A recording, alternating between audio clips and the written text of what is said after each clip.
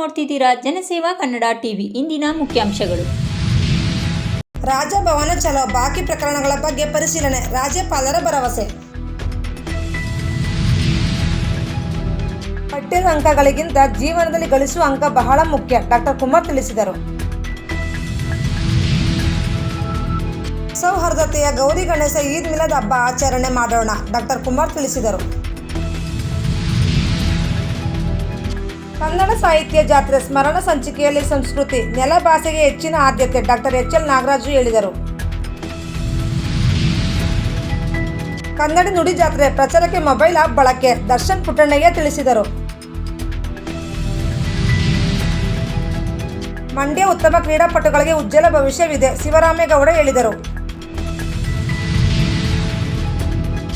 ಶಿವಾಜಿ ಪ್ರತಿಮೆ ಕುಸಿತ, ಇಂಡಿಯಾ ಒಕ್ಕೂಟದಿಂದ ಚಪ್ಪಲಿಯಲ್ಲಿ ಒಡೆಯೇರಿ ಪ್ರತಿಭಟನೆ.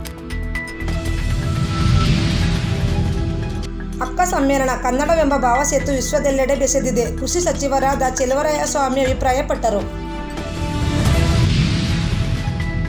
ಮಳವಳ್ಳಿ ಗಗನಚುಕ್ಕಿ ಜಲಪಾತೋತ್ಸವಕ್ಕೆ ಬರದ ಸಿದ್ಧತೆ ಆರಂಭ.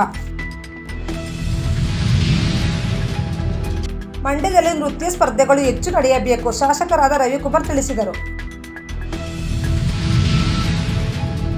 ಗೃಹಲಕ್ಷ್ಮಿ ಯೋಜನೆಗೆ 1 ವರ್ಷ, ಸಂತಸ ಹಂಚಿಕೊಂಡ ಸಿಎಂ ಸಿದ್ದರಾಮಯ್ಯರವರು. ಕನ್ನಡ ಸಾಹಿತ್ಯ ಜಾತ್ರೆ ಸ್ವಯಂ ಸೇವಕರಿಗೆ ಪೂರ್ಣ ಪ್ರಮಾಣದ ತರಬೇತಿ, ಉಸ್ತುವಾರಿ ಸಮಿತಿಯ ಅಧ್ಯಕ್ಷರಾದ ವಿವೇಕಾನಂದ ತಿಳಿಸಿದರು.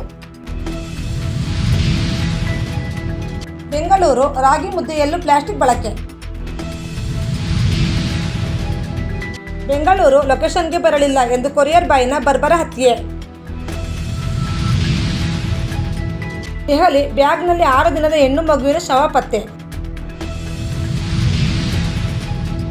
ಬೆಂಗಳೂರಿನಲ್ಲಿ ಲೈಂಗಿಕ ದೌರ್ಜನ್ಯ, ಬಿಜೆಪಿ ನಾಯಕ ಅರುಣ್ ಪುತಿಲ ವಿರುದ್ಧ ಎಫ್ಐಆರ್.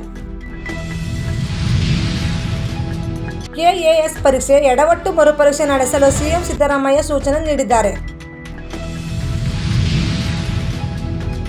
ಕನ್ನಡ ನುಡಿ ಜಾತ್ರೆ ಸರ್ವರ ಶ್ರಮದಿಂದ ಸಮ್ಮೇಳನ ಯಶಸ್ವಿಗೊಳಿಸೋಣ, ದಿನೇಶ್ ಗೂಳಿಗೌಡ ಅಭಿಪ್ರಾಯಪಟ್ಟರು.